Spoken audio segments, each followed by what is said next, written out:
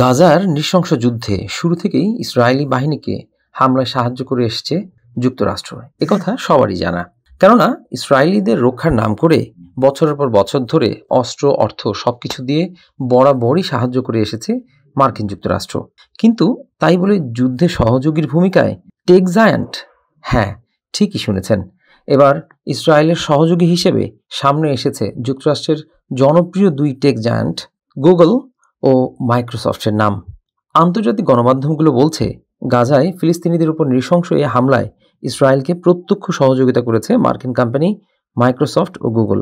Washington পোস্টের খবরে বলা হয়েছে, গুগল সরাসরি ইসরায়েলি প্রতিরক্ষা বাহিনী তথা আইডিএফ এবং ইসরায়েলের প্রতিরক্ষা মন্ত্রণালয়কে সহায়তা করেছে, আর মাইক্রোসফটের ক্লাউড ও কৃত্রিম বুদ্ধিমত্তা প্রযুক্তির ওপর নির্ভর করে যুদ্ধ পরিচালনা করেছে দখলদার ইসরায়েলি বাহিনী। ওই প্রতিবেদনটিতে বলা হয়েছে, গাজায় ইসরায়েলি আগ্রাসনের শুরু হওয়ার কয়েক সপ্তাহ থেকেই গুগলের কর্মীরা ইসরায়েলি সামরিক বাহিনীকে তাদের সর্বাধুনিক কৃত্রিম বুদ্ধিমত্তা তথা এআই প্রযুক্তির সুবিধা দিতে শুরু করেন। উল্লেখযোগ্য বিষয় হলো, গুগল এমন এক সময় এই কাজটি করেছে যখন তারা নিজেকে ইসরায়েলের সামরিক ও নিরাপত্তা সংস্থাগুলো থেকে দূরে রাখার চেষ্টা করছিল। এর আগে ইসরায়েল সরকারের সঙ্গে ক্লাউড কম্পিউটিং চুক্তি নিয়ে নিজ কর্মীদের ভেতর থেকেই প্রতিবাদের মুখোমুখি হয়েছিল গুগল। ওয়াশিংটন পোস্ট জানিয়েছে, 2024 সালে গুগল 50 জন কর্মীকে চাকরি থেকে বরখাস্ত করে।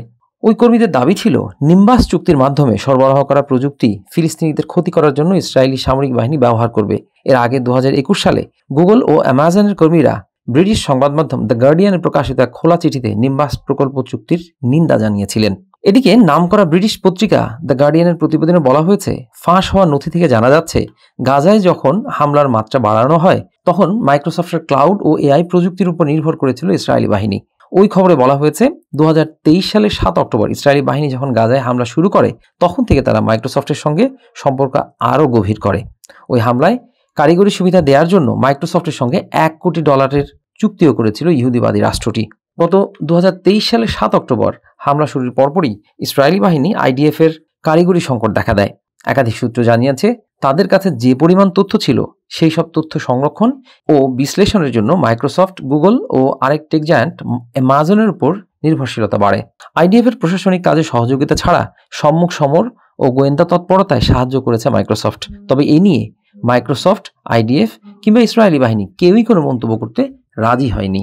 জানা গেছে, চুক্তির অংশ হিসেবে সংস্থাগুলো ইসরায়েলের ডেটা সেন্টার তৈরি করেছে এবং বিভিন্ন সরকারি বিভাগে ক্লাউড সফটওয়্যার ও স্টোরেজ পরিষেবা সরবরাহ করতে থাকে।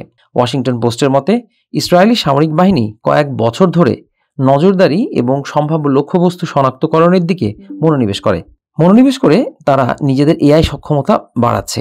নাম প্রকাশে অনিচ্ছুক আইডিএফ কর্মকর্তার বরাত দিয়ে গত বছর একই পত্রিকা জানিয়েছিল, ক্লাউড প্রযুক্তি ও অন্যান্য কম্পিউটিং ব্যবস্থায় ইসরায়েলি সামরিক বাহিনী উল্লেখযোগ্য বিনিয়োগ করেছে।